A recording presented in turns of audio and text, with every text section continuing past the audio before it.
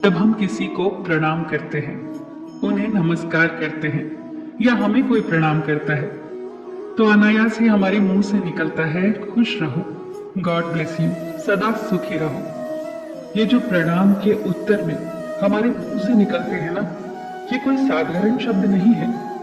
ये दुनिया के सबसे कीमती शब्द हैं।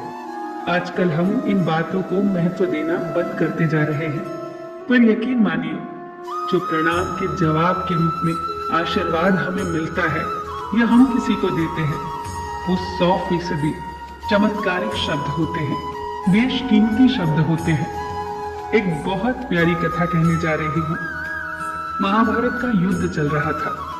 एक दिन दुर्योधन के व्यंग से आहत होकर भीष्म पितामह ये घोषणा कर देते हैं कि मैं कल पांडवों का वध कर दूंगा। इस घोषणा का पता जैसे ही पांडवों को चलता है तो उनके शिविर में बेचैनी बढ़ जाती है।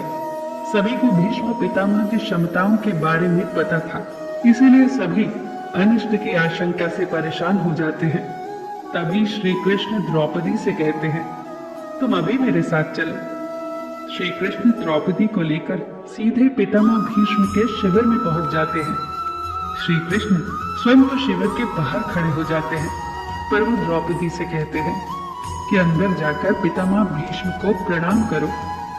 जैसे ही द्रौपदी ने शिविर के भीतर जाकर पितामह भीष्म को प्रणाम किया, तो पितामह भीष्म के मुख से द्रौपदी के लिए ये आशीर्वाद निकला, अखंड सौभाग्यवती भव।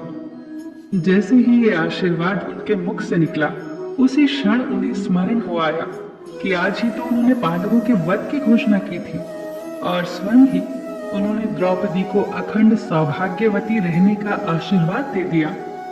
फिर पितामह भीष्म ने द्रौपदी से पूछा, पुत्री, क्या तुम इतनी रात को यहाँ अकेली आई हो या तुम्हें यहाँ श्री कृष्ण लाए हैं? तब द्रौपदी ने कहा, जी पितामह, और वो शिविर के बाहर ही खड़े हैं। शिविर से बाहर निकलकर दोनों ने एक दूसरे को प्रणाम किया और पितामह भीष्म ने कहा, मेरे एक वचन को मेरे ही दूसरे वचन से काटने का काम केवल कृष्ण ही कर सकते हैं। शिविर से वापस लौटते समय श्री कृष्ण ने द्रौपदी से कहा, तुम्हारे एक बार जाकर पितामह को प्रणाम करने से तुम्हारे पतियों को जीवन दान मिल गया है। अगर तुम प्रतिदिन भीष्म, धृतराष्ट्र, द्रोणाचार्य आदि को प्रणाम करती होती और दुर्योधन, दुशासन आदि की पत्नियां भी पांडवों को प्रणाम करती होती, तो शायद इस युद्ध की नौबत ही न आती। जो हर घर में कलह कलेश का वातावरण रहता है, वो कहीं न कहीं इस बात के मूल से जुड़ा है कि हम संस्कार भूलते जा रहे हैं। हम जाने अनजाने अपने बड़ों की उपेक्षा करने लगे हैं। याद रखना कि हर चीज पैसे से खरीदी नहीं जा सकती, और ये भी याद रखना कि हर बात का जवाब गूगल से नहीं मिलता। उसके लिए बुजुर्गों के पास भी बैठना पड़ता है। शरीर की खुराक के साथ साथ हमारी आत्मा को भी खुराक चाहिए, जो संस्कारों से हमें मिलती है। हम भूलते जा रहे हैं आशीर्वाद के महत्व को। आशीर्वाद एक कवच की तरह होता है, जो हर बाधा से हमारी रक्षा करता है।